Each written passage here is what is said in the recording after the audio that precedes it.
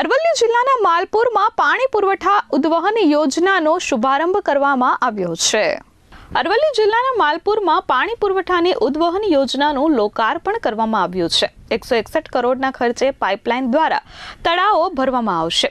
મુખ્યમંત્રી ભૂપેન્દ્ર પટેલ આ કાર્યક્રમમાં વર્ચ્યુઅલી જોડાયા હતા। માલપુર, મેઘરજ અને મોડાસા તાલુકાના 50 ગામોને આ ઉદ્વહન યોજનાના કારણે ફાયદો થશે। 3 તાલુકાના 73 તળાવો ઉદ્વહન યોજનાથી ભરાશે। આ કાર્યક્રમમાં મંત્રી ઈશ્વરસિંહ અને પીસી બરંડા હાજર રહ્યા હતા। ધારાસભ્ય ધવલસિંહ ઝાલા અને ભીખુસિંહ પરમાર પણ હાજર રહ્યા હતા। 3 તાલુકાના ખેડૂતોની 2200 હેક્ટર જમીનને સિંચાઈનો લાભ મળશે।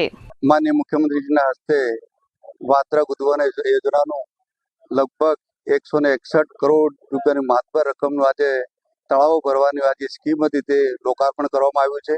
અને આજે માલપુર ખાતે મારા માન્ય ધારાસભ્યશ્રી ઉપસ્થિત રહ્યા, વહીવટી તંત્ર ઉપસ્થિત રહ્યું અને મારા જે તળાવ ભરવાના જે ગામડા ઊંડાણ વિસ્તારમાંથી જે નાગરિકો આવ્યા હતા એ બધા જ અહીંયા ઉપસ્થિત રહ્યા છે।